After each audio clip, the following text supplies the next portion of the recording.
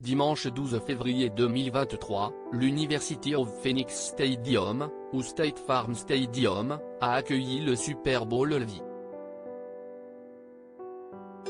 Les Kansas City Chiefs se sont opposés aux Philadelphia Eagles sur le terrain tandis que des stars internationales telles que Rihanna et DJ Snake ont fait danser les spectateurs. La soirée était pour le moins mouvementée.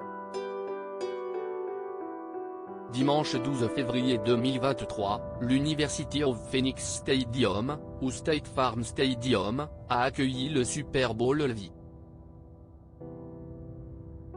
Le match, opposant les Kansas City Chiefs aux Philadelphia Eagles, est venu clôturer la saison 2022 pour la NFL.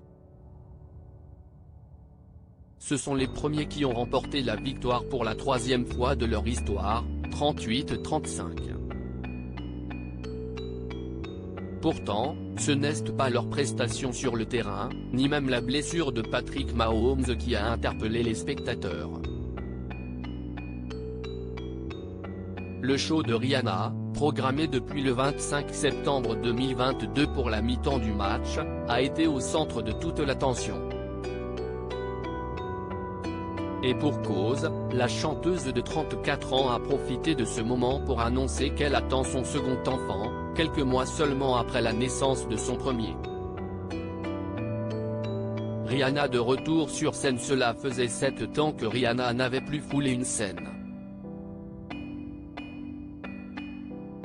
Après une carrière de près de 2 décennies, la chanteuse a décidé de faire une pause pour se consacrer à d'autres centres d'intérêt. Plusieurs lancements de marques hautement rentables plus tard, elle a accepté de reprendre le chemin des studios pour enregistrer Lift Me Up. La chanson, qui rend hommage à l'acteur Chadwick Boseman, a été intégrée à la bande originale du film Black Panther, Wakanda Forever et nominée aux Oscars.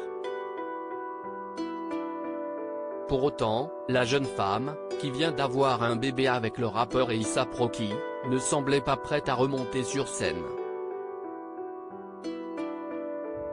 Jusqu'à ce qu'on lui propose d'animer la mi-temps du Super Bowl 2023.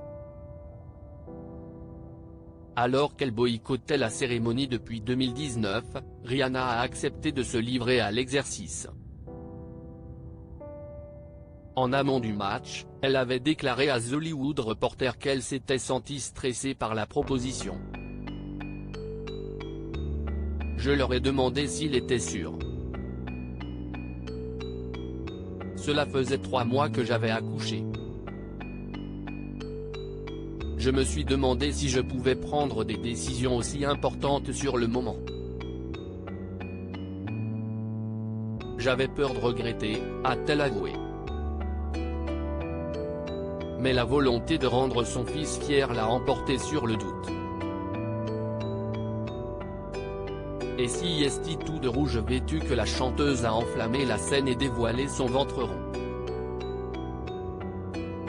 Rihanna, choisir les chansons était le plus gros challenge en 13 minutes, l'interprète de Rude Boy a offert au public du stade certains de ses plus grands tubes, parmi lesquels We Found Love, Where Have You Been, Diamonds, Bitch Better Have My Money, en version censurée, ou encore Work. Choisir les chansons était le plus gros challenge, a-t-elle admis auprès de nos confrères. Une opportunité pour la star de mettre en avant 18 années de travail acharné et de catalogue musical. Avant la performance de Rihanna, d'autres artistes ont également donné de la voix en amont du coup d'envoi du match. Chris Stapleton a eu l'honneur de chanter The Star Spangled Banner, l'hymne national américain, tandis que le chanteur Babyface a interprété America the Beautiful. Cheryl Lee Ralph a quant à elle chanté Lift Every Voice Sing. DJ Snake a également été aperçu derrière ses platines. L'essentiel de ses performances ont été retranscrites en langue des signes pour le public malentendant. Un superbe spectacle clôturé par la victoire en fanfare des Kansas City Chiefs. À lire aussi en plein Super Bowl, Rihanna révèle être enceinte pour la seconde fois, 9 mois après son accouchement.